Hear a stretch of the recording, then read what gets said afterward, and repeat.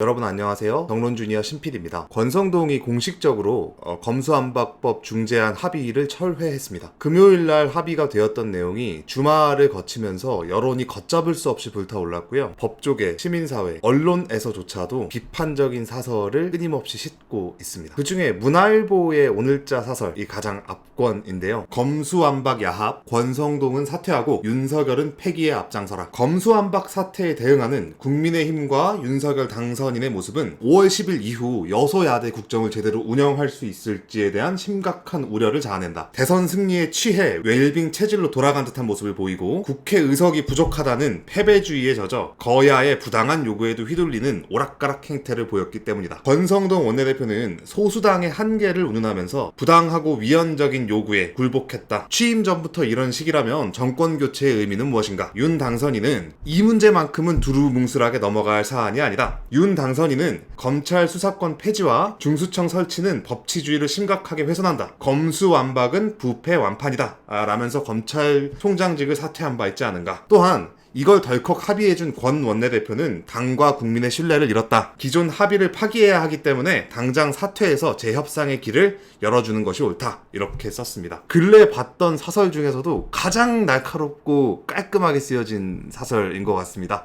여러분도 꼭 한 번씩 읽어보시면 좋을 것 같아요. 4월 25일자 문화일보 사설입니다. 비단 문화일보뿐만이 아니라 한겨레나 경향신문 정도를 제외한 대부분의 언론들은 이번 검수완박 야합을 아주 강력하게 비판하고 있습니다. 윤석열 당선인은 검수완박을 비롯한 사정권력 사유화에 저항하다가 대통령까지 된 사람이고 따라서 절대로 양보할 수 없습니다. 윤석열 당선인의 입장이 그나마 조금 잘 드러난 건 오늘자 장제원 비서실장의 인터뷰인데요. 장제원 비서실장은 검수완박은 부패완판이다 라고 하는 당선인의 입장은 기존과 달라진 것이 없다. 즉 권성동의 합의안에 반대한다 라는 입장을 밝힌 거죠. 윤석열 당선인의 의지가 아닌 권성동의 독단적인 행위였다라는 게 점점 윤곽선이 드러나고 있는 모양새입니다. 그리고 국민의힘 내부에서도 비판이 나오고 있습니다.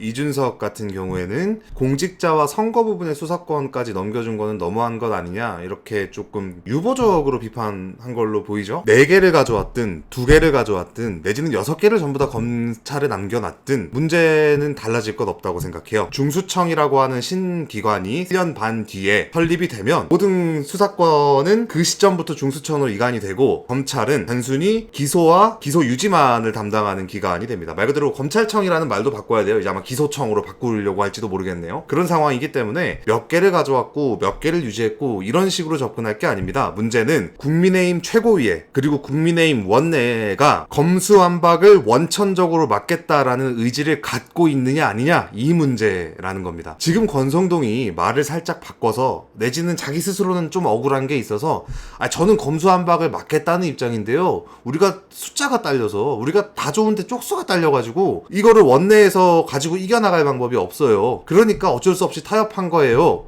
라고 얘기를 하면 검수완박 저지에 대한 의지가 있는데 현실적인 문제가 있어서 잘 안 됐구나 라고 이해해줄 국민이 누가 있겠습니까? 지금 권성동은 이 말도 안 되는 합의에 덜컥 사인을 해가지고 왔다는 점에서 콩으로 매주를 쓴다 해도 절대로 못 믿을 인간이 되었다는 겁니다. 따라서 권성동은 지금 당장 사퇴를 하는 게 옳습니다. 합의를 공식적으로 파기를 했음에도 불구하고 민주당의 입장에서는 니들이 원내대표씩이나 되는 사람을 보내서 합의를 해주지 않았느냐. 우리는 이 합의대로 하겠다라는 명분을 줬잖아요. 그 명분을 뚫고 원내 협상 전략을 이어가기 위해서 내지는 원내 투쟁을 이어가기 위해서는 니들이랑 합의해준 원내대표는 더 이상 우리 원내대표가 아니다. 그 일로 우리가 잘랐다. 새 원내대표가 여기 있으니 이 사람과 다시 협상을 하던지 못하겠으면 니들끼리 알아서 통과시켜라. 우린 싸우겠다. 이런 식으로 나가야 된다는 거죠. 그러니까 권성동의 사퇴가 단순히 이번 사태에 대한 사죄의 의미를 넘어서 전술적으로도 필요한 상황이 됐다는 겁니다. 권성동 원내대표는 빠른 시일 내에 사퇴를 수습하기 위해서라도 원내대표직을 내려놔야 하는 겁니다. 권성동이 합의문을 들고 이렇게 자랑스럽게 사진을 찍지 않았습니까? 그 사진을 보면서 영국 전간기의 총리였던 네빌 체인벌린이 떠오르더군요. 네빌 체인벌린은 히틀러의 약속을 믿고